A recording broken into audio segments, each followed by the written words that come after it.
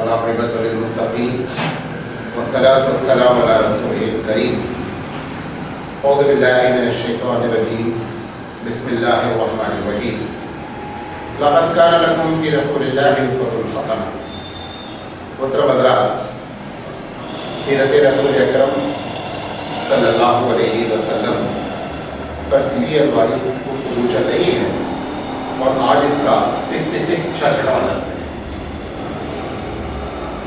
یہ گفتگو جو شروع ہوئی ہے کل سے کافی لمبے عرصے کے بعد، یہ ہم نے گفتگو شروع کی نبی کریم صلی اللہ علیہ وسلم کی دو صفتیں، ایک تو آپ سے جو معجزات ہوئے ہیں وہ، اور دوسرے اللہ کے رسول صلی اللہ علیہ وسلم کی خاص خصوصیت جو کہ دوسرے لوگوں میں یا دوسرے انبیاء میں موجود نہیں ہے، اور وہ صرف نبی کریم صلی اللہ علیہ وسلم کو عطا کی گئی یا بہت زیادہ عطا کی گئی، دوسرے کو بہت کم عطا کی گئی۔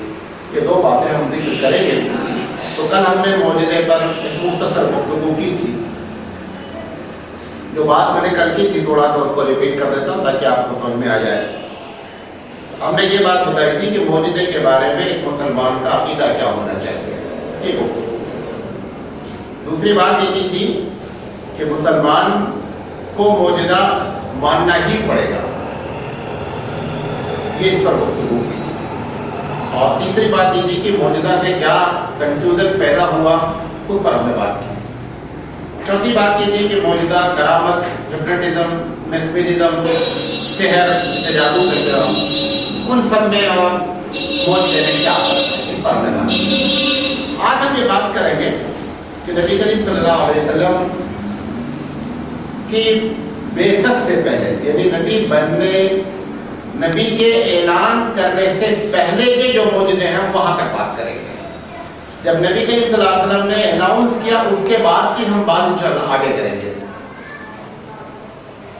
آج ہم نبی کریم صلی اللہ علیہ وسلم کی 40 سال سے پہلے جو باتیں ایکسٹرا آرڈنری طور پر، خرق عادت کے طور پر پیش آئی ہیں وہ کیا ہیں، یہ میں نے آپ کو پہلے بتا دیا تھا کہ اس پر بہت سی روایتیں ہیں، لیکن ہم نے یہ آپ سے پہلے کہا ہے کہ ہم وہی روایتیں نقل کریں گے جو بہت ہی مستند ہیں، اور آپ ان روایتوں کو کہیں بھی آسانی سے آپ نقل کر سکتے ہیں کہ صاحب یہ روایت صحیح ہے۔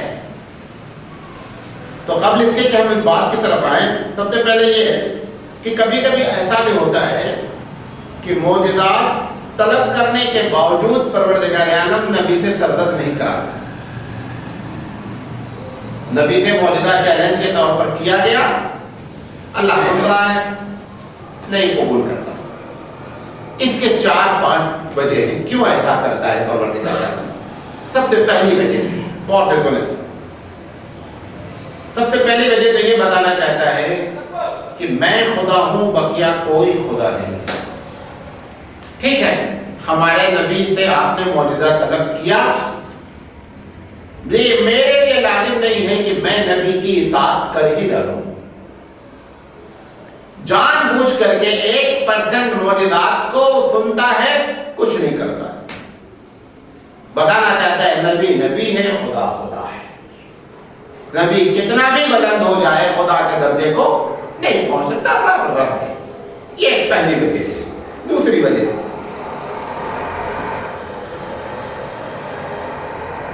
دوسری وجہ یہ ہے کہ اگر لوگوں نے چیلنج کے طور پر نبی سے معجزہ طلب کر لیا تو 99% اللہ کی سنت یہ ہے، اللہ کا طریقہ یہ ہے کہ اگر معجزہ دیکھ لیا اور قوم نے انکار کر دیا تو پوری قوم برباد ہو جانا ہے۔ معجزہ طلب کرنا بہت آسان کام ہے، معجزہ دیکھ لینے کے بعد اگر قوم نے پھر نبی کو نہیں مانا اور جھٹلا دیا تو پھر پروردگار عالم کسی کو بخشتا نہیں۔ کبھی کبھی نبی سے وہ معجزہ طلب کرتے ہیں، پروردگار عالم نے ابھی ان کے لیے رحمت کا دروازہ کھول رکھا ہے، اس وجہ سے ان کے معجزے کو قبول نہیں کرتا کہ اگر نبی کے معجزے کو اس وقت چیلنج کے طور پر قبول کر لیں گے اور اسے معلوم ہے کہ قبول معجزہ کا انکار کریں گے تو میرا طریقہ یہ ہے کہ سب کو ہلاک کر دے، اور ابھی ہم نے ان کے ہلاکت کو ڈھیل دے رکھی ہے۔ اس وجہ سے معجزے کو قبول نہیں کرتا ہے، معجزہ طلب کرنے کے باوجود دنیا میں واقع نہیں ہوگا۔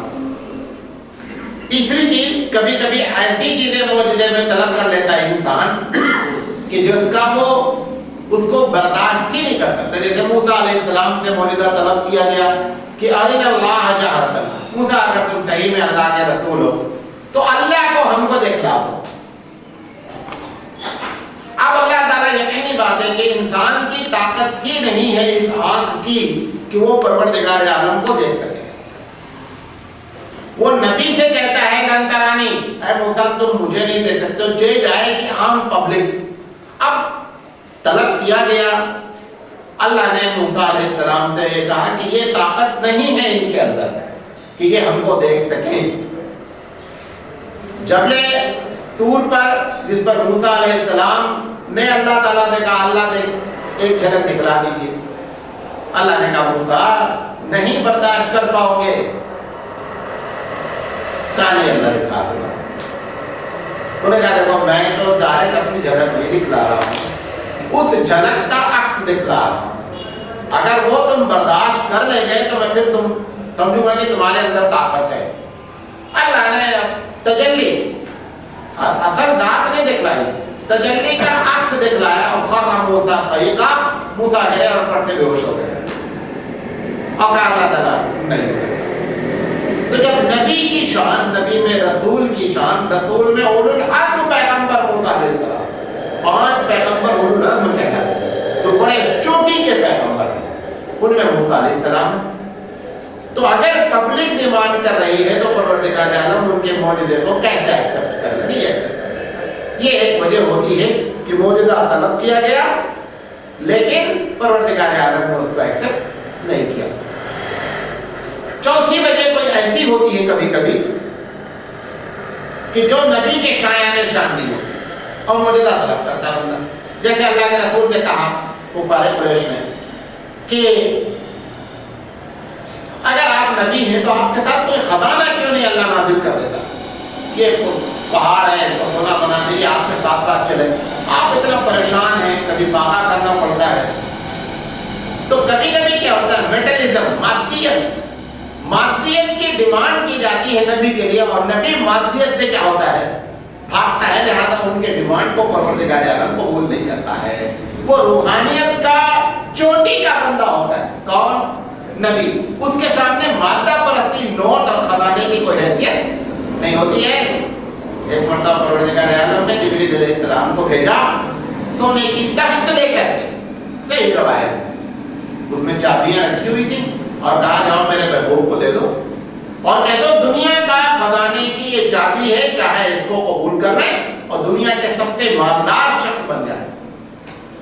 اللہ کے رسول صلی اللہ علیہ وسلم نے فرمایا میں اس بات کو پسند کرتا ہوں کہ ایک وقت کھانا کھاؤں اور ایک وقت بھوکا رہ کر اپنے رب کو خوب یاد کروں۔ میں وہ اس طرح کا بندہ بننا چاہتا ہوں، میں اس طرح کا بندہ نہیں بننا چاہتا ہوں جو لوگ مجھے سلام مارتے پھر، میں اپنے رب کے سامنے بندہ رہنا چاہتا ہوں۔ رب رب ہے، بندہ بندہ ہے۔ جب بھوک رہتی ہے تو ہم پروردگار عالم کو زیادہ یاد کرتے ہیں۔ آپ دیکھیں مسجد میں بیٹھتا کون ہے دیر تک؟ جو پریشان ہے، جس کے سارے معاملات حالات اچھے چل رہے، وہ تو آخر میں آتا پہلے بھاگتا، کیونکہ اس کا سارا معاملہ تو اسموتھ جا رہا ہے۔ وہاں جو رو رہا ہے، جو گڑگڑا رہا ہے، وہ تو وہ شخص ہے جو حقیقت میں کیا بیچارہ پریشان ہے۔ کبیر داس ہندی کا بہت بڑا شاعر، اس نے ایک دوہا کہا ہے کہ دکھما سمرن سب کریں سکھما کریں نہ کوئی۔ کہتا ہے جب دکھ ہوتا ہے سب اللہ کو یاد کرتے رہتے ہیں، دکھما سمرن سب کریں سکھما کریں نہ کوئی، اور جب سکھ ہو جاتا ہے تو کوئی اللہ کو نہیں یاد کرتا۔ جے سکھما سمرن کرے، اگر جب تمہارے حالات اچھے تھے، اگر اس وقت تم اللہ کو یاد کرتے، دکھ کاہے کا ہوئے تو دکھی کیوں ہوتا؟ یہ تو دکھ ڈالا گیا ہے تاکہ تم کو یاد ہو کہ اوپر بھی کوئی بیٹھا ہوا ہے۔ مصیبتیں آنے سے ہم بندے بنے ہیں، ورنہ ہم فوراً خدا بن جائیں۔ اگر ہماری پوری زندگی آسانی سے گزرتے رہے، تجارت بھی اچھی جا رہی ہے، لاس بھی نہیں ہو رہا ہے، بچوں کی شادیاں قاعدے جیسی ہو گئی ہیں، بیٹی مودے پر مودے کر رہی ہے، ناتی پوتے والے، ارے دوسرے دن ہم ہی خدا ہیں۔ یہ اللہ کا شکر ہے کہ مصیبت ڈال ڈال کر کے ہم کو بندے کی کیٹیگری میں رکھے ہوئے، ورنہ ہم تو بہت آزاد پنچھی ہیں۔ اس بنیاد پر، یہ چند بنیاد میں نے آپ کے سامنے بیان کی، اس بنیاد پر کبھی کبھی ایسا ہوتا ہے کہ پروردگار عالم نبی کے معجزے طلب کرنے کے باوجود بھی معجزہ نہیں دکھلاتا ہے، یا پبلک کے چیلنج کرنے کے باوجود بھی معجزہ پروردگار عالم نہیں دکھلاتا ہے۔ اس سے یہ بتایا کیوں؟ یہ اس لیے بتانا چاہ رہا ہوں، کبھی اگر ایسا کوئی واقعہ آ جائے کہ نبی سے معجزہ طلب کیا گیا اور نبی نے نہیں پورا کیا، اس کا یہ مطلب نہیں خدا نہ خواستہ کہ نبی کی شان ختم ہو گئی، نہیں، یہ وجوہات ہوتی ہیں جس کی مصلحت رب کریم جانتا ہے، لہذا وہ کیا کرتا ہے، معجزے کو کبھی کبھی انکار کر دیتا ہے۔ اچھا، اب ہم گفتگو کرتے ہیں اس بات پر کہ نبی کریم صلی اللہ علیہ وسلم کی نبوت سے پہلے کہ چند واقعات صحیح ہیں، واقعات میں سے 50 ہیں، ہم صحیح کو صرف بیان کر رہے ہیں۔ نبی کریم صلی اللہ علیہ وسلم سے ایک مرتبہ پوچھا گیا کہ اللہ رسول اللہ آپ نے کچھ بچپن کی باتیں بتائیے۔ ہوتا نا، شوق ہوتا ہے نا، کبھی کئی بچے بھی آپ سے کہتے ہوں گے اب آپ چھوٹے تھے تو کہتے تھے کیا کرتے تھے، تو اللہ کے رسول صلی اللہ علیہ وسلم سے صحابہ نے یہ سوال کیا، اللہ رسول آپ اپنے بچپن کی باتیں بتائیے۔ اب یقینی بات ہے جو اللہ کے رسول نے کوٹ کر دیا وہ کیا ہے، وہ سچا۔ بقیہ تو ہم جو لوگ کوٹ کرتے ہیں، ابھی آپ مولانا سراج صاحب اگر آپ کے نگاہ میں اچھے ہیں، ہم جتنا اچھے ہیں، آپ 100% باہر جا کے کوٹ رہے ہیں چپکے، پیران امین پرند مرندہ، پیران امین پرند مریدہ پرند پرند، پیر صاحب نہیں اڑتے، مرید لوگ ان کو اڑاتے پھرتے ہیں باہر باہر، وہ کچھ نہیں ہے۔ ایسا ہوتا ہے جب آدمی سے عقیدت ہو جاتی ہے تو وہ اس کے لیے بہت کچھ بولتا رہتا ہے۔ تو اللہ کے رسول صلی اللہ علیہ وسلم خود اپنے بارے میں بیان فرما رہے ہیں کہ دیکھو تم نے پوچھا جو سوال نا، میں آپ کو بتاؤں، میں ابراہیم علیہ السلام کی دعا کا نتیجہ ہوں۔ ابراہیم علیہ السلام نے کیا دعا کی تھی کہ اللہ ایک ایسا رسول بھیج جو آپ کی کتاب کی تعلیم دے، لوگوں کو صحیح اللہ کا راستہ بتائے۔ اور آپ نے فرمایا کہ میں اس دعا کا نتیجہ ہوں۔ نمبر 1، 3 باتیں بیان۔ عیسیٰ علیہ السلام نے خوشخبری دی تھی اپنے لوگوں کو، کیا لوگوں، ایک ایسا شخص پیدا ہونے والا ہے، آج بھی بائبل میں لکھا ہوا ہے، اردو میں اس کا ترجمہ فارقلیت کے نام پہ کیا جاتا ہے کہ فارقلیت اور فارقلیت کے وہی میننگ ہے جو میننگ محمد صلی اللہ علیہ وسلم کے ہیں ہبرو میں۔ ایک ایسا شخص پیدا ہونے والا ہے جو کھجوروں کے جھرمٹ میں ہجرت کرے گا اور پروردگار عالم اپنا کلام اس کے منہ میں ڈالے گا، مطلب کتاب لکھ کر نہیں دی جائے گی بلکہ کلام کیا جائے گا۔ اسی لیے قرآن کریم پیپر کی شکل میں اللہ کے رسول کو نہیں دی گئی بلکہ کیا ایک اور نہیں بتائی گئی۔ اسی بات کا ذکر بائبل میں ہے کہ اللہ اپنا کلام اس کے منہ میں ڈالے گا۔ یہ میں خوشخبری دیتا ہوں، تم کو اگر مل جائے تو تم ان کی بات ماننا۔ انہوں نے کہا میں عیسیٰ علیہ السلام کی خوشخبری ہوں۔ اسی کو قرآن مجید میں ذکر کیا کہ انجیل میں لکھا ہوا ہے من بعد اسمہ احمد، کہ انجیل میں میرا نام احمد لکھا ہوا ہے۔ سمجھے؟ تیسری بات آپ نے فرمائی کہ میں اپنی والدہ کے خوابوں کی تعبیر ہوں۔ تو پوچھا لوگوں نے اللہ رسول آپ کی والدہ نے کیا خواب دیکھا آپ کے پیدا ہونے سے پہلے؟ انہوں نے کہا جب میں اپنی ماں کے پیٹ میں تھا تو میری ماں نے خواب دیکھا کہ ایک زبردست قسم کی روشنی ہوئی ہے گھر میں اور پورا گھر ایک دم جگمگ جگمگ ہو گیا ہے، یہاں تک کہ شام یعنی سیریا کے محل تک مجھے نظر آ رہے ہیں۔ یہ ہماری والدہ نے دیکھا۔ نبی کے مطابق نے فرمایا یہ اللہ کے رسول صلی اللہ علیہ وسلم کی پیدائش سے پہلے کا معجزہ ہے۔ یہ برکت ہے، ایک دم صحیح روایت نقل کی۔ دوسری بات، بعض بت خانوں کے بارے میں مستدرک حاکم نے اس کو نقل کیا، بھی صحیح روایت ہے کہ بعض بت خانوں میں یہ نوٹ کیا گیا کہ بتوں کے جھرمٹ سے یہ آواز آئی کئی مرتبہ، ایک دو آدمی کو کئی مرتبہ آواز یہ آئی کہ لوگوں اب ہماری بربادی ہے، اب ہماری بربادی ہے، اور ایک ایسی ذات آ گئی ہے جو صرف اور صرف ایک رب کی عبادت کرے گی اور بقیہ سارے بت جو ہے ان کو برباد ہو جانا ہے۔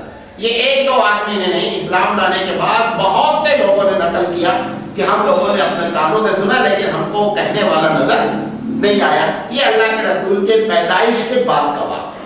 ابھی آپ چھوٹے تھے 2-3 سال کے, 4-5 بلکہ 6 سال کے تھے. 6 سال سے تھوڑا سا کم رہے ہوں گے. آپ کو معلوم ہے کہ آپ کو جو دودھ پلایا ہے وہ حلیمہ سعدیہ نے پلایا ہے.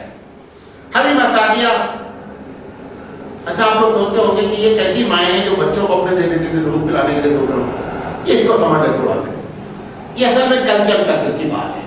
عرب میں مکے میں یہ خاص, مکے کا یہ خاص کلچر ہے.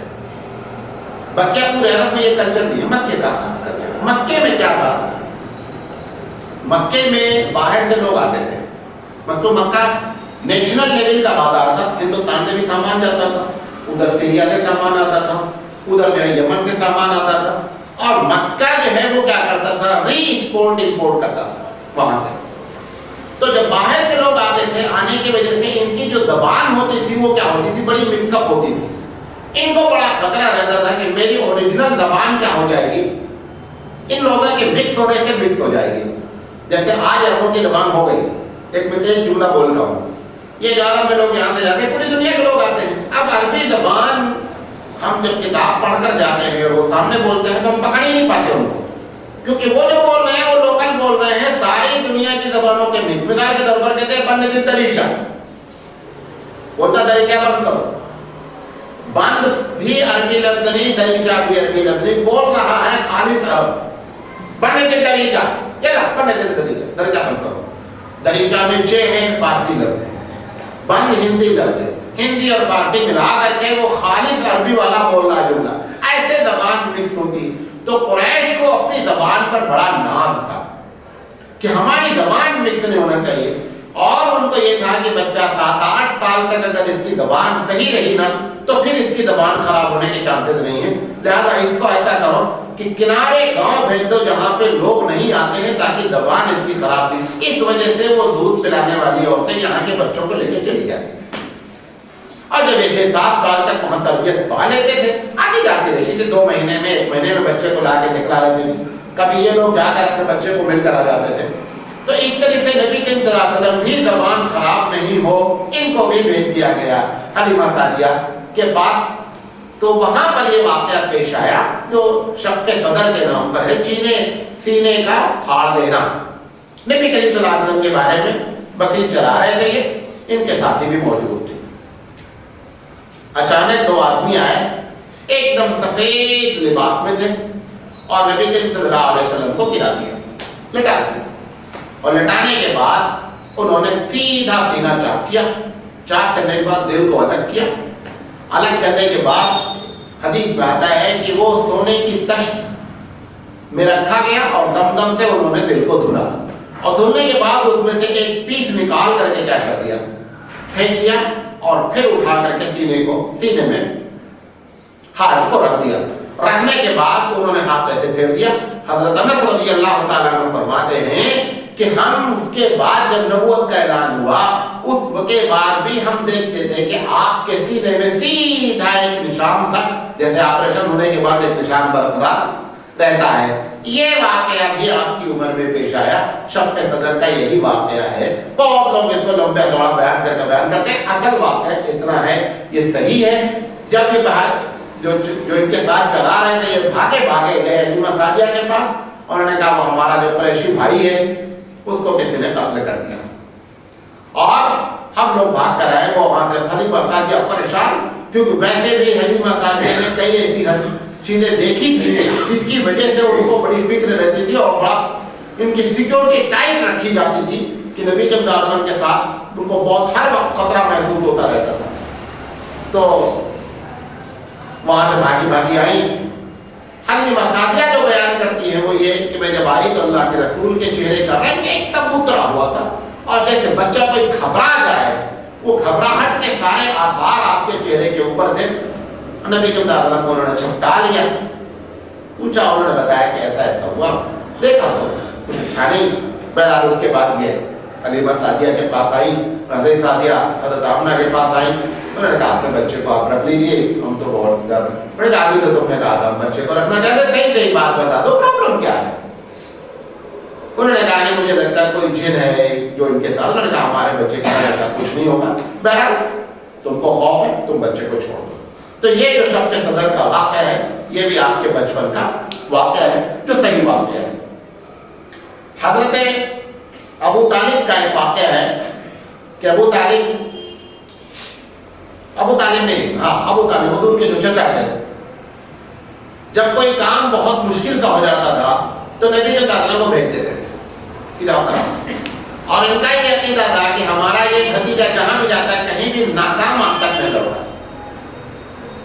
یہ ابھی نبوت کا اعلان نہیں ہوا ہے, یہ اس سے پہلے آپ کی برکتیں ظاہر ہو رہی ہیں. ایک مرتبہ انہوں نے کیا کیا کہ ایک اونٹ لاپتہ ہو گیا چچا کا.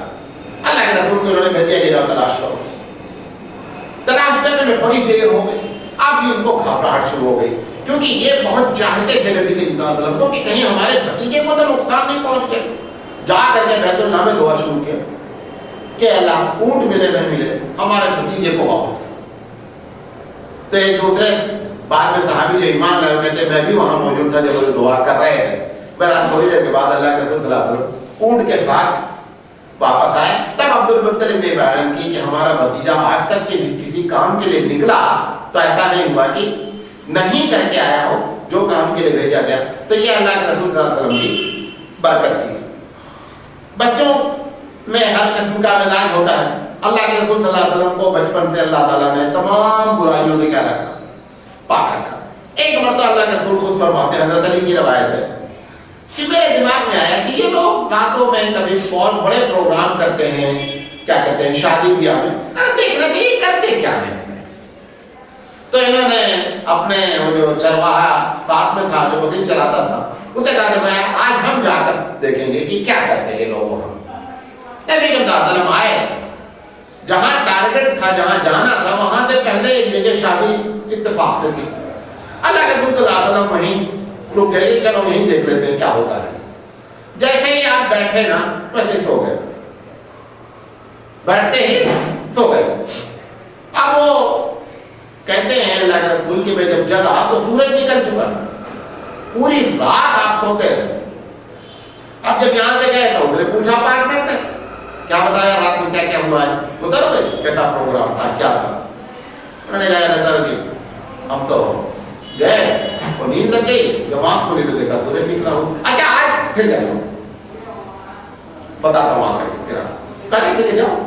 وہ پھر آئے کیونکہ شادی تو ہفتہ بھر چلتی نا عربوں میں. پھر آئے وہ, پھر وہی کیفیت ہو گئی. اللہ کے رسول پہنچے اور نبی کے مطابق سو گئے. پھر جب آنکھ کھولی تو سورج نکل آیا. آپ فرماتے ہیں یہ زندگی میں 2 ہی مرتبہ ایسا ہوا کہ ہم کو ایسی تھوڑی سی خواہش ہوئی اور پروردگار عالم نے ہماری حفاظت فرمائی اور ہم پر نیند تاری ہو جائے. مجھے کچھ نہیں معلوم کہ ناچ گانا باجا شادی بیاہ کس طریقے کا ہوتا ہے. ہم کو اللہ نے ہمیشہ ان چیزوں سے کیا رکھا, محفوظ رکھا. پورا گھر بدھ کا چڑھاوا کھاتا تھا. اللہ کے رسول پہلے دن سے بچپن سے کبھی ایک لڈو بھی اٹھا کے نہیں کھایا. جانور گوشت یہ مکہ کے جو قریش تھے, یہ تو پورے جو ہے ان کے پنڈت تھے نا. اصل تو یہی تو قبضہ تھا ان کا بیت اللہ میں, وہی ان کی اکنامیکل پوزیشن اس کی وجہ سے اچھی تھی. تو وہاں سے سارے چڑھاوے آتے تھے. لیکن اللہ کے رسول فرماتے ہیں کہ میں نے کبھی اس میں سے چکھا تک نہیں کی تھی. تو شرک سے اللہ کے رسول کو اللہ نے ہمیشہ محفوظ کیا اور اس قسم کے چڑھاوے سے محفوظ کیا اور تمام اس قسم کی برائیوں سے محفوظ رکھا. تو یہ 2 مرتبہ ایسا ہوا اور دونوں مرتبہ پر نیند طاری ہو گئی. ایک مرتبہ بیت اللہ کی تعمیر ہو رہی تھی, حضور کے چچا بھی ساتھ میں تھے. تو نبی کے وسلم بھی ہوتا نا گاؤں میں کبھی کبھی مسجد جب بنتی ہے, خیر یہاں تو آپ لوگوں کو نہیں, تو گاؤں والے خود لیبر کہتے ہیں لیبر نہیں کرو. ہم نے بھی مسجد بنائی, پورے لیبر سب گاؤں والے تھے, شوق سے کام کرتے ہیں مسجد میں. تو بیت اللہ کی تعمیر ہو رہی تھی تو اس میں محلے والے لڑکے سب پتھر اٹھا لا رہے تھے. نبی کے وسلم بھی پتھر اٹھا کے لا رہے تھے. تو ان کے چچا نے دیکھا کہ بھائی بھی پتھر اٹھا رہے ہیں اور کندھے کے اوپر رکھ رہے ہیں. تو انہوں نے کہا کہ ان کی چادر جو تھی تہبند کھول کر کے کہا یہاں رکھ لو اور تاکہ اس پر گڑے رہی. حالانکہ ضرورت نہیں. جیسے ہی انہوں نے چادر کھولی اللہ کے رسول گرے اور بےہوش ہو گئے. ہوش آیا, فوراً تہمت مانگا. تو پوچھا چچا نے کیا ہوا. کہا نہیں, بولنے والا بول رہا ہے کہ تم صدر کیسے बोला तुमने? तो आप फरमाते हैं कि हम कभी भी हम इसके बाद किसी ने हमारा सदर नहीं देखा। अल्लाह ताला ने अपने रसूल सल्लल्लाहु अलैहि वसल्लम की हाथ से भी जो है वो इज्जत की। हजरत उमर रज़ियल्लाहु ताला अन्हु, ये जो वाक़या है ये बुखारी का है। हजरत उमर का एक वाक़या है, बुखारी का ये भी वाक़या है।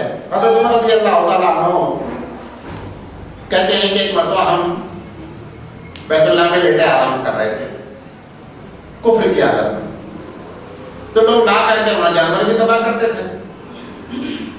तो एक बछड़े को दबा किया, बछड़े को दबा किया तो बछड़ा बड़ी जोर से चीखा। चीखने के बाद दो जुमले उसने कहे। किसने? उस बछड़े ने।